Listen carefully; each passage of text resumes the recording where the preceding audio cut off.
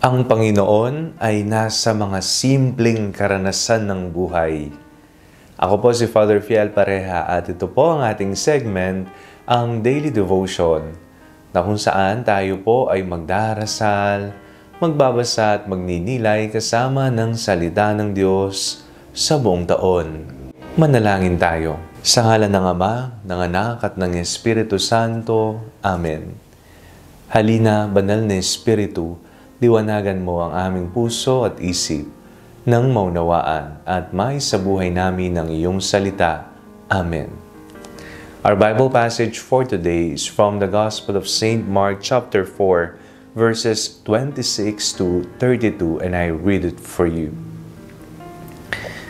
He also said, "The kingdom of God is as if someone would scatter seed on the ground, and would sleep and rise night and day, and the seed will sprout and grow. He does not know how. The earth produces of itself first the stalk, then the head, then the full grain in the head. But when the grain is ripe, at once he goes in with his sickle, because the harvest has come." He also said, "With what can we compare the kingdom of God, or what parable will we use for it?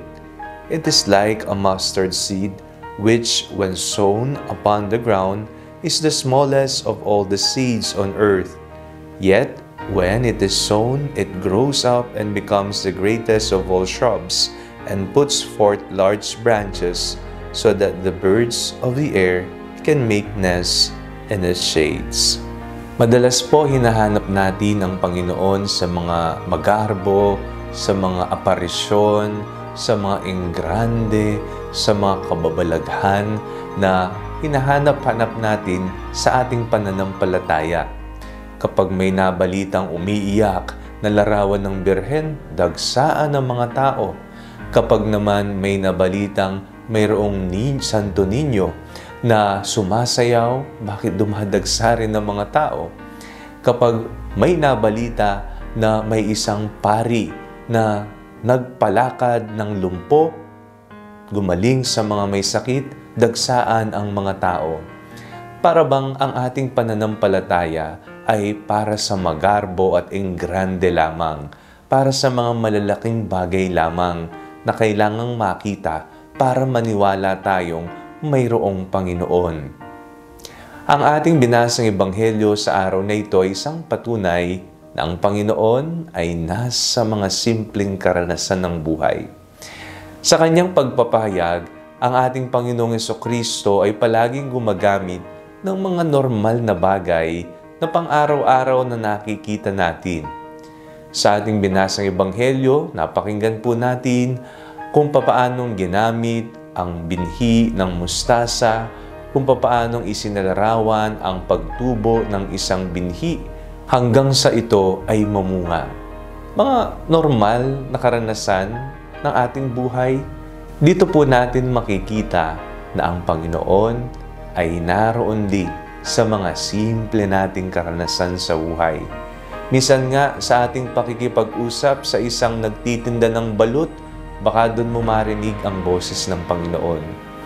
O kaya naman habang ikaw ay nagko-commute papasok ng trabaho o paaralan, baka doon mo maranasan ang presensya ng Panginoon sa driver o kaya naman sa alinsangan na iyong nararanasan sa loob ng pampasaherong jeep. Ang Panginoon ay hindi makikita lamang sa mga bagay na napakalaki at kamanghamanghang kababalaghan. Kung hindi, ang Panginoon ay naroon din sa mga simple at hindi pinapansin nating karanasan ng ating buhay.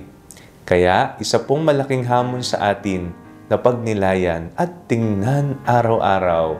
Bago po tayo magpahinga, atin pong siyasatin ang naging maghapon natin. Baka makita mo at magulat ka na may mensahe pala ang Diyos sa iyo ngayong araw na ito. Manalangin tayo.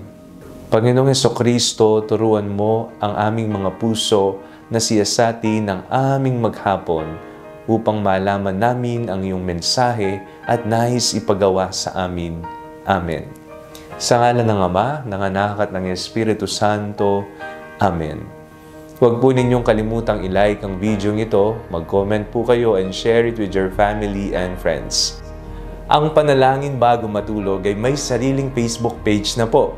Huwag niyo pong kakalimutang mag-like at mag-follow dito, and do not forget to subscribe to our YouTube channel. I-click niyo lang po ang link na nasa description ng video ito, o kaya naman po just search Father Fiel Pareha.